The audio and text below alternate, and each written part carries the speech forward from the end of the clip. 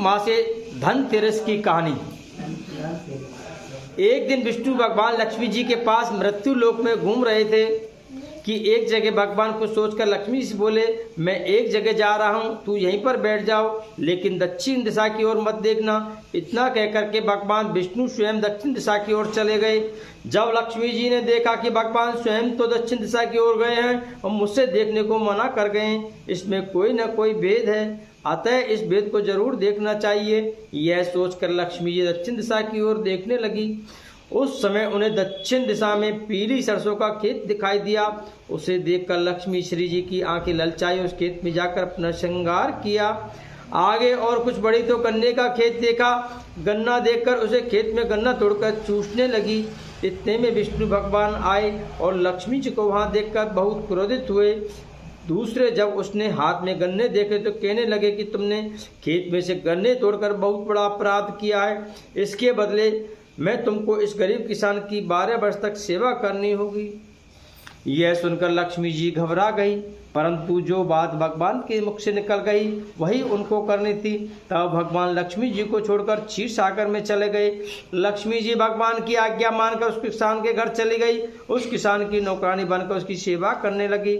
जिस दिन से लक्ष्मी जी किसान के घर में पहुंची, किसान का घर धन्य धान से पूर्ण हो गया।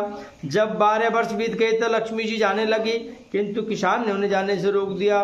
तब विष्णु भगवान ने देखा कि लक्ष्मी जी नहीं आई तो वह किसान के घर गए और लक्ष्मी जी से चलने के लिए कहने लगे, परंतु किसान ने लक्ष्मी जी को नहीं जाने दिया। तब भगवान विष्णु बोले, अच्छा तुम अपने परिवार सहित गंगा स्नान के लिए आओ और गंगा जी में इस 4 कौड़ियों को छोड़ देना।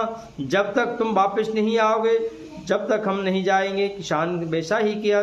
जब वे गंगा जी में जैसे ही कौड़ी छोड़ने लगे, वैसे ही गंगा जी में से 4 हाथ निकले और चारों कौड़ियों को ले गए। तब किसान ने ऐसा देखा तो वे गंगा जी से कहने लगा, हे गंगा मैया, तेरे अंदर में से ये 4 हाथ किसके निकले हैं? तब गंगा जी कहने लगी, हे किसान, ये चारों हाथ मेरे ही हैं। तू जो ये कौड़ियाँ मुझे भेंट के लिए आया है, किसने दी हैं? तब किसान बोला, मेरे घर 2 प्राणी आए हैं, उन्होंने ही ये कौड़ियाँ मुझे दी हैं। तब गंगा माँ बोली, तेरे घर जो औरत रहती है वह लक्ष्मी जी है और जो आदमी के वेश में भगवान विष्णु है। तू लक्ष्मी जी को मत जाने देना, नहीं तो तू दोबारा पहले जैसा गरीब हो जाएगा। ये सुनकर वह गंगा स्नान करके वापस अपने घर आया। घर आकर के भगवान से कहने लगा, मैं इनको घर से नहीं जाने दूंगा। तब भगवान बोले, ये तो इनको दोष था, मैंने इनको दंड स्वरूप दिया था, इनके दंड के 12 वर्ष पूरे हो गए हैं, इसलिए अब इन्हें जाना ही होगा। तब किसान बोला, मैं इन्हें नहीं जाने दूंगा। तब भगवान हंसकर कहने लगे, हे किसान, लक्ष्मी बड़ी चंचल है, आज नहीं तो कल ये तेरे घर से अवश्य चली जाएगी। तुम तो क्या अच्छे अच्छे लक्ष्मी जी को जाने से नहीं रोक पाए। इस पर किसान कहने लगा, परंतु मैं नहीं जाने दूंगा। इस बात को सुनकर लक्ष्मी जी बोली, हे किसान, यदि तुम मुझे रोकना चाहते हो तो सुनो, कल 13 है, अतः कल तुम घर को लीप पोत कर साफ सुथरा रखना, रात्रि को घी के समय दीपक जलाकर रखना, तब से मैं तुम्हारे घर में आऊंगी।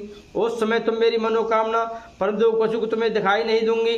किसान ने कहा, अच्छा मैं ऐसा ही करूंगा। इतना कहकर लक्ष्मी जी 10 दिशाएं में फैल गई और भगवान को देखते ही रह गए। दूसरे दिन किसान ने लक्ष्मी जी के अनुसार कार्य किया और अपने घर में तथा गणेश जी के मंदिर सन्मुख उसने दीपक जलाकर रात भर अपनी आराधना की और अखंड ज्योत जलाई। उसका घर धन धान्य से पूर्ण हो गया। इसके बाद वे हर साल पूजा करता रहा। उसको देखकर व्यक्ति भी और पूजने लगे, हे लक्ष्मी जी, जैसे तुम उस गरीब किसान के आई हो वही हमारे सब के घर पे आना और सभी को रिद्धि सिद्धि देना। बोलो तीसरी धनतेरस कथा। श्रीमन नारायण नारायण नारायण।